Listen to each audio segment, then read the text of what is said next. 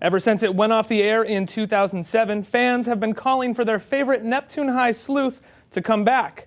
Well, this past weekend, the Veronica Mars movie premiered at South by Southwest Film Festival, and Mars is definitely back in action. This movie is one of those amazing Hollywood stories that everybody is telling because of the Kickstarter. Yeah, it's really special. Yeah. It feels, it's hard to articulate what it feels like to be involved. Flattering, humbling, grateful come to mind. Right. Because as an artist, all you really want is for people to enjoy the things you do.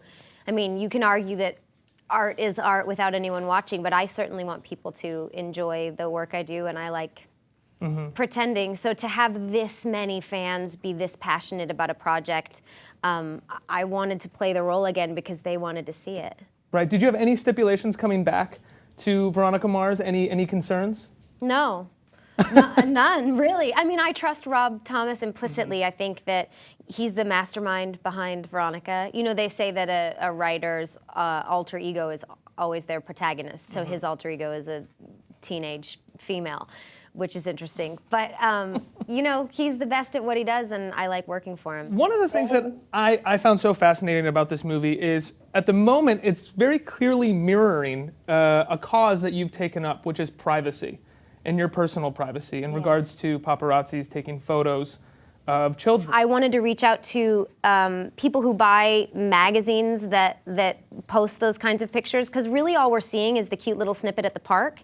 And what you're not seeing is the kid who's followed by a group of strangers all day, which in my book is just not appropriate. Right. And I wanted to see if I could change the game for my daughter, because I'm not going to be able to sleep well if I don't try. I know I signed up to be an actress and I'm fully there, but I signed up to be a mom. Yeah. And I take my daughter's privacy and her anonymity, she's a minor, really seriously. And yeah, a lot of people make the argument that I'm a public figure, absolutely. But she's not a part of me. She's a private citizen who has rights. And one of her rights as a minor is her anonymity. And so it's a twofold thing. It's like the safety of the kids, and also we blur their names and faces on the evening news. Why on earth do we think it's okay in entertainment media just because we're hungry to consume? I had a guy, the interview before this, I was pulling into the garage, he bangs on the window. Because I didn't roll it down, he called me the C word. What? And he said, I'm posting your hotel as like a threat of saying, there are gonna be more people now following you all the time. No.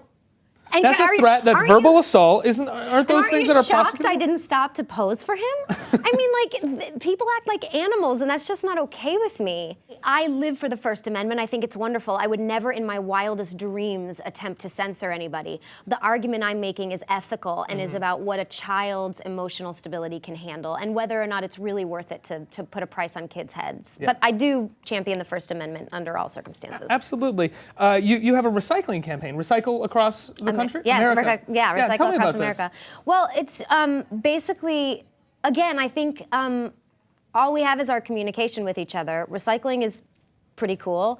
You know what I mean? It helps. Who would disagree with you there on that This is what I'm saying. Hopefully I'm not, I'm not. I think you're alone in that recycling thing, Kristen. I love recycling. No, I do. And I recycle like a junkie at home. And basically it's just getting the consumer better informed as to what goes where and creating an easier way for people to contribute to recycling and making it just like a conscious decision. Because no one wants to sacrifice. No one wants to be put out. But we're trying to find ways to make it easier for people to recycle so that like everybody wins.